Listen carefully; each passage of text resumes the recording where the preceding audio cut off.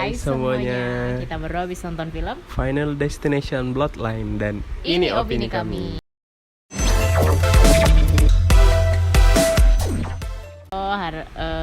Kemarin-kemarin kita udah nonton Final Destination. Ini kita nonton sebelum tanggal 14-nya ya, sebelum rilis. Itu sekitar 3 hari sebelumnya, yang ada 2 hari yang katanya ada sneak preview itu. Iya, jadi di minggu sebelumnya itu kayak di kota kita ya, itu ada satu show midnight jam malam jam 9 gitu yang nayangin Final Destination. Itu aku awalnya nggak tahu dan ternyata Ainun kasih tahu ada udah muncul. Gitu. Oke, kita langsung aja ke sinopsisnya. Ini film yang tayang setelah 14 tahun sebelumnya ya. Final Destination 5 kan 2011 kan. Lalu yang ini yang sekarang Bloodline ini nih di tahun 2025, bayangin. Udah 14 tahun kan. Aku nonton ini zaman kemudian. Mungkin di SMA kali ya. SMP tuh udah ada filmnya, tapi itu yang benar-benar ditonton dan tahu banget sama filmnya yang sampai kena banget tuh di SMA. Iya, SMA. Itu baru mulai nonton. Film ini Final Destination Bloodline itu bercerita tentang, kalau biasanya kan Final Destination itu kan yang ngalamin apa? Firasat. Itu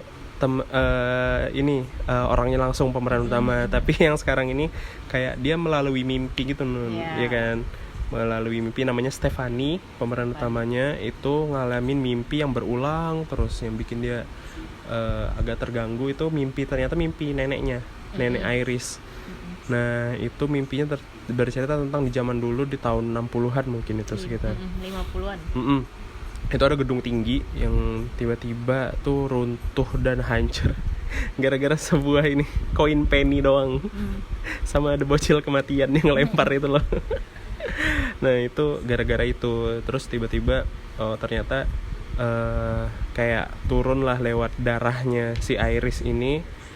Karena si Iris ini sebenarnya dia sampai bikin barikade dan benar-benar menyendiri gitu di hutan. Mas, kamu punya first impression gak sih dari film ini? Aku senengnya film ini kayak karena memang udah ditunggu-tunggu dari lama kan. Kapan nih seri selanjutnya dari Final Destination? Terus akhirnya setelah ditunggu-tunggu dan akhirnya ditonton, aku kayak ngerasa ekspektasi aku udah tinggi banget di awal-awal film. Gitu sih. Oke. Nah, kalau first impression aku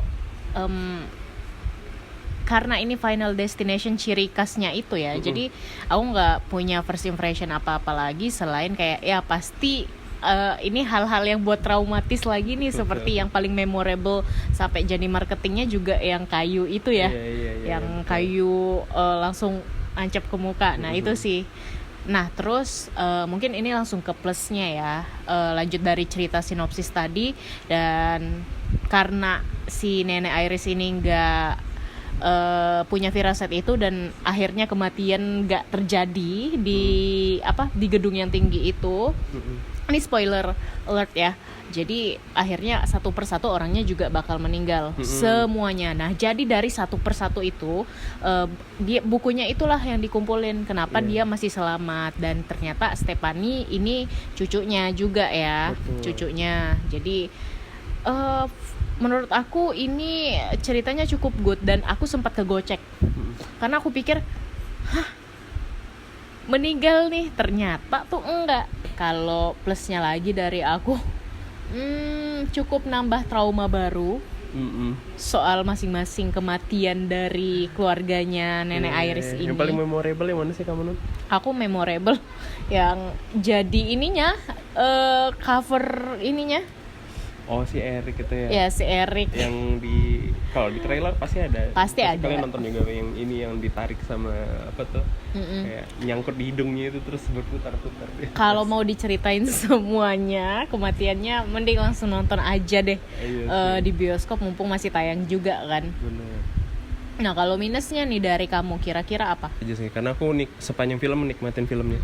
Di akhir aja kayak kematiannya itu kayak dipercepat gitu loh, prosesnya. Iya. Kayak kalau di awal-awal film atau di seri-seri sebelumnya itu kan kayak domino efeknya Itu kan yang bikin kita kayak ngeri gitu kan.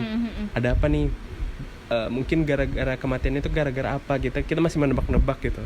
Tapi di akhir-akhir film ini karena mungkin durasi juga, Karena durasi juga. itu kayak beberapa kematian tuh kayak mamanya si Stefani itu benar-benar kayak langsung dijatuhin sama apa gitu. Itu Pokoknya cuma cepet secepat gitu. itu sih, secepat itu. Jadi kayak agak kurang aja. Tapi so far dari semua kematiannya memang domino efeknya masih kerasa dapetnya gitu. Kita masih bisa ngebak-nebak gara-gara apa meninggalnya gitu. Juga cukup ini ya, cukup ngeberi kesan terakhir yang ternyata tuh yang sering muncul.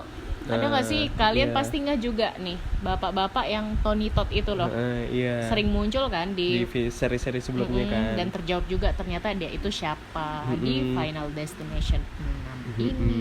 Rating nih kalau dari kamu, rating dari Final Destination Bloodlines ini. Aku bisa kasih 8 di film Oke, Final sama aku Destination 8 ini. juga. Karena benar-benar fresh kan rasanya. Benar-benar fresh rasanya dari cara- 1 sampai 5. Mhm. Terus juga lumayan ngena sih masing-masing kematiannya itu kayak benar-benar Masih ngilunya itu masih berasa. Terus kerasa beda, fresh gitu kan dari Final Destination 1 sampai yang terakhir sekarang ini. Itu sih Itu aku aja ya. seneng film ini. Itu aja juga dari aku, nggak panjang lebar lah soal Final Destination Bloodlines ini. Buat kamu yang penasaran, nonton aja di bioskop mumpung masih ada filmnya.